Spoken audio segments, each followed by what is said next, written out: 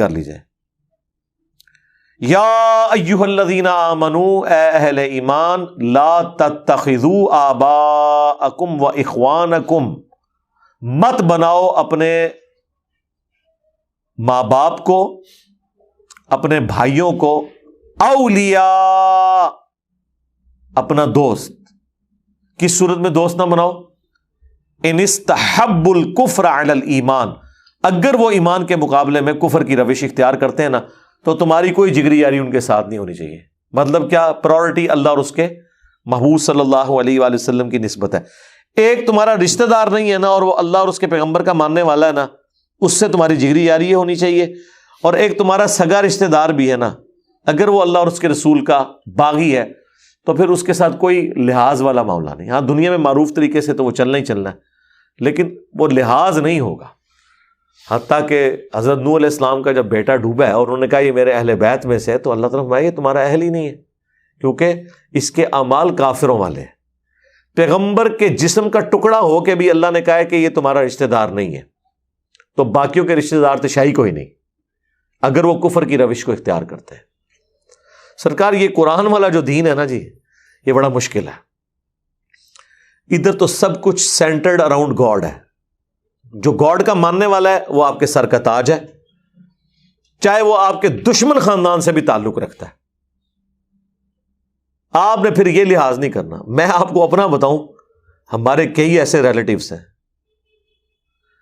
جن سے یعنی ہمارے آباء و اجداد کے زمانے سے بول چال بند، 25 30 40 سال سے ایک دوسرے کو دشمن ڈکلیئر کیا ہوا ہے، لیکن آج ان کے بچے کالج یونیورسٹیز میں اسٹوڈنٹس ہیں، یہاں آتے ہیں، ملتے جلتے ہیں، کوئی مسئلہ نہیں. ان کی وجہ سے بڑوں نے بھی آنا شروع کر دیا. یعنی اسلام ایک ایسا رشتہ ہے جو سارے رشتوں سے آپ کو آزاد کر دیتا ہے. اب ہماری نظر میں اب ہم اس چیز کو پیٹیں کہ جی ہمارے آباء و اجداد کے ساتھ انہوں نے زیادتی کی تھی یا ہماروں نے ان کے ساتھ زیادتی کی تھی، ہماری تو جہاں مرضی جائیں گی، ہم تو اپنی آخرت کی فکر میں. ہمیں تو وہ اچھا لگتا ہے جو اللہ اور اس کے رسول کی وجہ سے عز و جل و صلی اللہ علیہ وآلہ وسلم ہم سے تعلق رکھے ہوئے اور ہم اس سے تعلق رکھے ہوئے. رشتہ داریاں کیا چیز ہے؟ قریب ہونا کیا چیز ہے؟ تو یہی تو صحابہ کرام میں تھا. جنگ میں اس طرف باپ کھڑا ہے، دوسری طرف بیٹا کھڑا ہوا ہے، اور یہ بڑا مشکل ڈیسیژن تھا. شکر ہے ہمیں اس لیول پہ نہیں اترنا پڑا. ہمارے تو زیادہ ناراضگیاں ہو جاتی ہیں یا کوئی ایسا معاملہ ہو جاتا ہے، تلوار نہیں ایک دوسرے کے خلاف اٹھانی پڑتی، کوئی زیادہ گالی گلوچ کر لیتا ہے، اس سے زیادہ کوئی کیا کرے گا. تو تمہارے آباء و اجداد میں ہو یا بھائیوں میں ہو، تم ان سے محبت کی روش نہیں اختیار کر سکتے. کفر کو ایمان پر ترجیح تم نہیں دے سکتے. وَمَن يَتَوَلَّهُم مِّنكُمْ، اور جو کوئی تم میں سے ان کے ساتھ دوستی گانٹتا ہے، فَأُولَٰئِكَ هُمُ الظَّالِمُونَ، تو وہی ظلم کرنے والا ہے. اچھا اس دوستی سے مراد آپ یہ نہ سمجھیے گا کہ حسن اخلاق سے بھی منع کیا جا رہا ہے، نہیں. تو قرآن میں واضح ہے کہ اللہ کے بعد سب سے زیادہ حق ماں باپ کا ہے. 4 جگہ قرآن میں اللہ نے توحید کے فوراً بعد ماں باپ کا ذکر کیا. اور سورہ لقمان میں فرمایا کہ اگر تیرے ماں باپ تجھے ابھارے نا کہ میرے ساتھ شرک کر، تو پھر تم نے ان کا کہنا نہیں ماننا، لیکن دنیا میں معروف طریقے سے چلنا ہے. یہ نہیں ہے کہ ماں باپ کافر ہیں اور بیمار ہو گئے ان کا علاج نہیں کروانا، نہیں، یہ نہیں ہے. معروف طریقے سے چلنا ہے، حسن اخلاق سے پیش آنا ہے. جگری یاری نہیں ہے. جگری یاری آپ کی اس کے ساتھ ہوگی جو دین پہ چلنے والا ہے، جس کی نسبت اللہ اور اس کے محبوب صلی اللہ علیہ وآلہ وسلم کی وجہ سے. باقی ساری چیزیں بعد میں.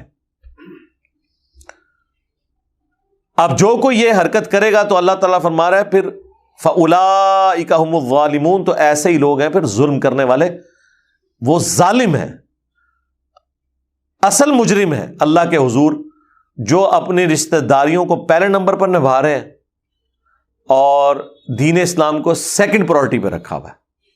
اچھا یہ باتیں ویسے تو بڑی آسان لگ رہی ہیں، اور ہم یہ پڑھتے ہوئے سوچ رہے ہوں گے کوئی 1400 سال پرانی بات ہے، میں تو ایسا نہیں کر رہا. لیکن اگر آپ غور و تفکر کریں گے تو آپ کو بھی اندازہ ہوگا کہ مسلمانوں کی اکثریت اس رول کا خیال کوئی نہیں رکھے ہوئے. ان کے نزدیک اپنی رشتہ داریاں ٹاپ پرائورٹی کے اوپر ہے. اپنے ماں باپ کی دشمنیاں وہ نبھا رہے ہیں. اور جی میرے ابا جی تمہیں پتہ پوری زندگی نہیں نہ کار بڑے, بڑا چنگا کام کیتا نے. اچھا لوگ اپنے آباء و اجداد کی خوبیاں گنوا رہے ہوتے ہیں. وہ جی ساڈے چاچے اور سن نا جی بڑے غصے دے سن جی, ہوئے ہوئے ہوئے ایک بار ویاہ تے گئے, وہ آگے کوئی بھی ہر جگہ سٹوری ہیں جی, تو انہوں نے ان کو کسی ڈومیننٹ جگہ پہ نہیں بٹھایا, وہ پھر جناب اس کا ہار نہیں دوبارہ بڑھے. عجیب مینٹل سی تیرا چاچا, یہ فخریہ بات ہے. لوگ فخر سے اپنے آباء و اجداد کے قصے سنا رہے ہوتے ہیں, اور سارے وہ تکبر بھرے ہوئے رشتے ہوتے ہیں. عاجزی والا کوئی نہیں سناتا. آج تک آپ کو کسی نے سنایا کہ جی ہمارے چچا جو ہیں وہ ماشاءاللہ اتنے خوش اخلاق تھے کہ فلاں موقع پہ گئے تو ان کے ساتھ ہمارے رشتہ داروں نے زیادتی کی, لیکن وہ خود معذرت کر کے اٹھے اور پوری زندگی ان کے ساتھ اس نے سلوک کرتے تھے. وہ کہتے تھے چلو وہ واقعی بلا دیا. نہیں, یہ کوئی نہیں بتائے گا. اس کو تو لوگ, مطلب میں وہ پنجابی کا لفظ نہیں بولنا چاہتا, ایسے لوگوں کو تو لوگ پھر یہ کہتے ہیں کہ یہ تو وہ ہیں.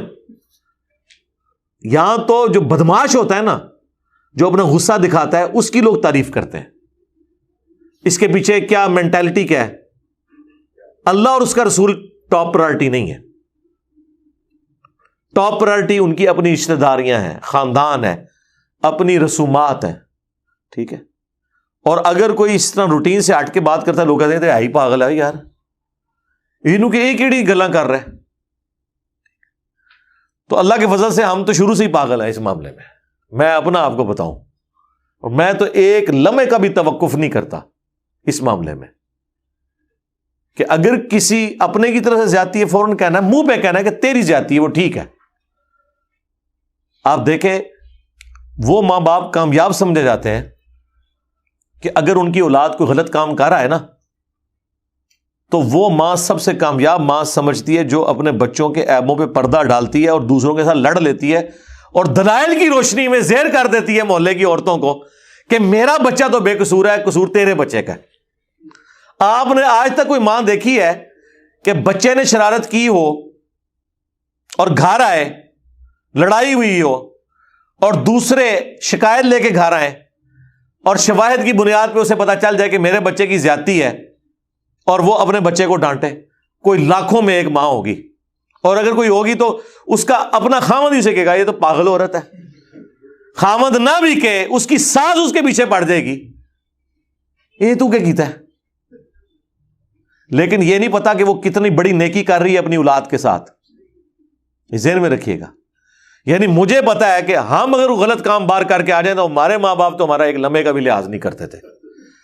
چاہے غلطی دوسرے کی بھی وہ پھینٹی ماری لگتی تھی, اور وہ پھینٹیاں کام آئی ہیں, قبلہ صحیح رہتا ہے. لیکن اگر آپ شہ دیں گے, اور میرے ساتھ کے لوگ تھے, میں آج ان کو دیکھتا ہوں جس طرح وہ ذلیل ہو رہے ہیں, تو میں کہتا ہوں یہ تمہارے ماں باپ کا قصور تھا. واقعی تم جب بچپن میں اس طرح کی حرکتیں کرتے تھے, مجھے یاد ہے کہ تمہاری ماں کس طرح تمہیں سپورٹ کرتی تھی, اس کو تو آپ نہیں کہہ رہے, اور تمہارا باپ اس وقت تمہاری پشت پہ کیسے کھڑا ہوا تھا, اس وقت تو لوگوں کو اچھا لگ رہا تھا. لیکن اگر آج تمہارا مستقبل تمہیں دکھایا جاتا نا کہ تمہارے ماں باپ کی غلطیوں نے تمہیں آج کا یہ دن دکھایا, تو تم کہتے کاش ہمارے ماں باپ ہمارے ساتھ یہ حرکت نہ کرتے, ہمیں شے نہ دیتے ہماری غلطیوں کے اوپر. اچھا یہ ساری کی ساری خرابیاں اگر آپ دین کی نظر سے دیکھیں نا, تو سرکار دین تو بار بار کہہ رہا ہے تمہارے ماں باپ اولاد اپنے خلاف بھی تمہیں گواہی دینی پڑے, تم نے انصاف کے لیے کھڑے ہو جانا ہے. اگر کوئی مسلمان واقعی صرف کلمہ کو مسلمان نہ ہو, پریکٹسنگ مسلمان ہو, وہ پھر یہ نہیں دیکھے گا کہ یہ میرا بچہ ہے, یہ میرا بھائی ہے, یہ میرا بیٹا ہے. وہ دیکھے گا یار اس نے زیادتی کی اس کے ساتھ, وہ اس کی ریمیڈی کرے گا, معافی مانگے گا کہ میرے بچے کو معاف کر دے, اس کی آخرت کا سوال ہے. یہاں پہ جو تگڑے لوگ ہیں وہ کہتے ہیں ٹھیک ہے, پھر کورٹ سے بھی پیسے دے کے چھڑوا لیتے ہیں. اگر کورٹ سے ضمانتیں نہ ہو, پھر جو پیچھے لواحقین ہیں ان کو پیسہ کھلا کے دیت کے اوپر راضی کر لیتے ہیں, قتل کر کے بھی چھوٹ جاتے ہیں. اور ذلت اور خواری پھر دنیا میں ان کا مقدر ہے. ہم نے تو دنیا میں کوئی سکھی نہیں دیکھا جی اس طرح کے بندوں کو, اور آخرت میں جو کچھ ہونا ہے وہ تو ہونا ہے.